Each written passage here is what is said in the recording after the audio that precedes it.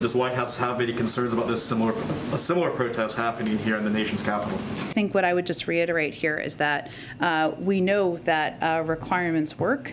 We have not seen a disruption as it relates to requirements to the industry. Where we have seen disruptions has been related to these convoys and protests. Now, everybody can peacefully protest. We fully support that, but it's important to note where the disruption is occurring. Well, even at CNN, they are sounding the alarm on the convoy and the problem it could pose for President Biden. This started as a protest against that vaccine mandate. It has turned into so much more. This isn't something the Biden administration can ignore, especially given those bridge crossings. There could be impacts to the supply chain between the United States and Canada. The Wall Street Journal editorial board puts it this way. The lesson for the COVID-19 police is that when you've lost even Canadians, arguably the most law-abiding people on the planet, you've lost the political plot. Time to adopt a new strategy more tolerant of the need to return to life, not dominated by pandemic fear and government commands. Will Cain, co-host of Fox and Friends Weekend. Will, I want to get your initial reaction to the idea that this could be coming here in the way of the White House ignoring yet another crisis, but also Americans are fed up. Harris, I find this issue the most fascinating thing taking place in the news cycle. And you hear me hesitate there because I'm trying to decide whether or not to say the domestic news cycle, the American news cycle. What I think this is actually reflective of, or the perfect illustration of, is something taking place across Western civilization, and it reveals our most pronounced or inherent divide, Harris. It's not racial. It's not black or white. It's not political. It's not Republican or Democrat. It truly is, to anyone that thinks this sounds pandering, it truly is, and I think it's only going to become more so obvious, the divide between the common man and the elite. What you see happening in Canada is the rising up of the blue-collar worker, the common man. These people are not anti-vax. These people are not necessarily Republicans. These people are not necessarily conservative. These are people that believe that individuals should retain the right of choice. And they are resisting a top-down approach to their life from the elites who tell them how they should live, what they should think, what they're allowed to hear, and what they should submit to in terms of mandates. That's not limited to Canada, Harris. Right. That could easily come right here to the United States, take place in the UK. We see it on the streets across Europe. And here's the thing, Harris. Ask yourself this. How does it end? We can discuss where does it go. Does it come to the United States? How does it end? Look at Canada for some of that answer, Will, if you will. They're winning. I mean, when I woke up and read headlines the last couple of days, I said, well, the truckers are winning their argument. And by the way, this idea that you describe, yes, it's spreading around the world, but I sort of see America as some of the originators of that kind of freedom. I mean, it's inherent in who we are, having not always had it. One of the organizers of the Freedom Convoy told Fox News Digital she's downright disgusted by the liberal media's coverage of the protest, although we showed you that little clip from CNN saying the White House had better stop ignoring these truckers. Another trucker said, it seems like everything is a cult or an insurrection or an assault on democracy these days. I don't understand how people fighting for their freedom can be an assault on democracy. Your reaction? Nor do I. Nor do I. These truckers have been called every insult under the sun, from fringe to far right to hateful to a cult.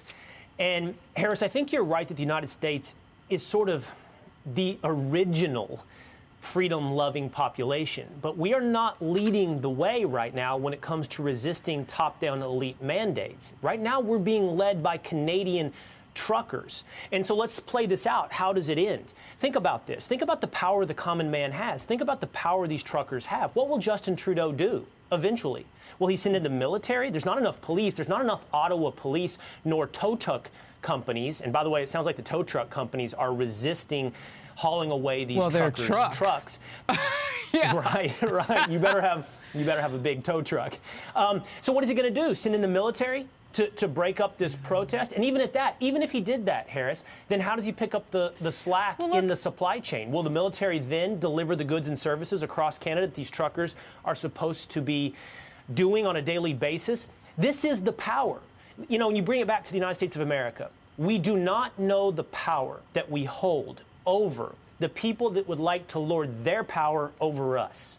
Ultimately, these elites are a minority, an extreme radical minority, certainly in their ideas. But ultimately, still in the United States of America, the power rests with the people. It'll be interesting to see when American people lead the way. Well, look, everybody has a visceral reaction to that grandpa, that great-grandpa being hauled off by the Canadian police. And you say, well, what is Justin Trudeau going to do? Well, if he does too much of that, it could get really interesting. Because those truckers are honking their horns. Now they've been told they can't. I mean, they're being silenced. You know what? Tammy Bruce and I got into this, Will, and I thought of you yesterday as she was speaking, because I've heard you make a similar point. I want to get into it now. She made the point about the Freedom Convoy protest in comparison to the protests here in the United States. Just watch and listen. I think that we saw the inkling of that with the school board meetings and parents. Yes. That was the same dynamic without trucks, where Americans were saying very vocally, enough is enough. And that can and will grow. And this has been inspirational for people. They're seeing it. Americans, truckers, the supply line, of course, they remain under attack. I have to say, we had the Great Resignation. We have people who are not going back to work. That might also be, interestingly, a very quiet protest that is occurring. Will. Yeah, and so here's what I think is so fascinating. This will take us back to the original question you asked me. This dynamic between the average American, the average citizen of the Western world, and these elites will become undeniable. Do you think all those parents in Virginia that were called domestic terrorists vote Republican? Probably not yet. The point is, this crosses partisan divides. Anybody that dares stand up to this elite monolithic groupthink that tolerates no dissent is called a domestic terrorist, is called, when you're a trucker, you're called a cultist. You're Joe Rogan and you advocate for Bernie Sanders and you're called a propagandist and purveyor of misinformation, and your voice must be silenced. It's going to become undeniable. It's becoming undeniable.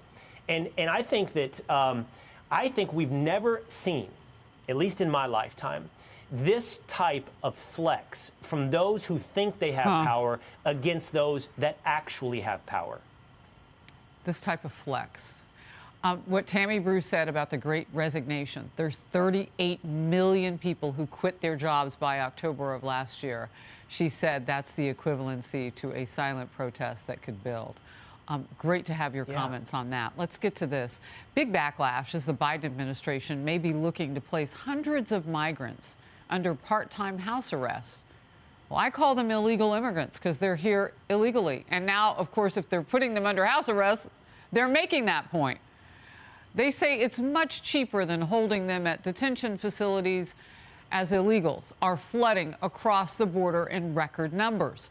Reuters is reporting pilot programs will begin in Houston, Texas, and Baltimore, Maryland, with 100 to 200 single adults under house arrest in each city. Detainees would be required to be in their home from 8 p.m. to 8 a.m., with exceptions for work and extraordinary circumstances. Critics, such as the Arizona Attorney General Mark Brnovich, say this is a joke. It's obvious that the Biden administration is systematically trying to not only dismantle ICE, but essentially eliminate our entire southern border. And the taxpayers, hardworking middle-class taxpayers, are going to subsidize this progressive left social experiment. And unfortunately, it's going to be all of us are going to pay the cost. Will, talk to me about what the AG is saying there. What kind of a social experiment is this? One that they say is driven by compassion. So under this house arrest, you point out, Harris, supposedly it will cost $6 to $8 a day to house a migrant on house arrest versus $142 a day in a detention center. These migrants apparently would be confined to their home from 8 p.m. to 8 a.m. Makes you wonder, what do they do all day? And I think you find the answer pretty quickly as they go out and work and live the life that they actually came to the United States to live. But here's what's funny about that. Supposedly that's driven by compassion, a more compassionate approach to this than, for example, they say, the Trump administration. But it's interesting who they're compassionate toward. And I think this is inseparable from America's rising crime crisis. You seem to be compassionate towards those that break the law, not for those who suffer at those who are breaking the law, the hands of those who are breaking the law. And by the way, just like a permissive parent who constantly meets a rule-breaking child with compassion, you only are going to get more of it. You're going to get more illegal immigration, and thus you're going to have less compassion towards Americans who lose jobs, who suffer from crimes from illegal immigrants, or in the rising crime crisis, suffer higher rates of murder. Who exactly is the recipient of your compassion? Well, and we've seen the busloads of adult males mostly and some women, not families, being dropped off in cities. I mean, this accelerates that with legitimacy now. Yes, they're here illegally. Yes. We're going to house them. We're only going to keep track of them in the sleeping hours. And who knows if they're keeping court dates? They weren't keeping them before, but now you've legitimized whatever it is they're doing, and you've given them time away from that dwelling to go to work. So you've normalized their illegal behavior. It seems counterintuitive illegal immigration to a nation with borders. We'll move on. Yep. Will, great to have you in focus today. Thank you.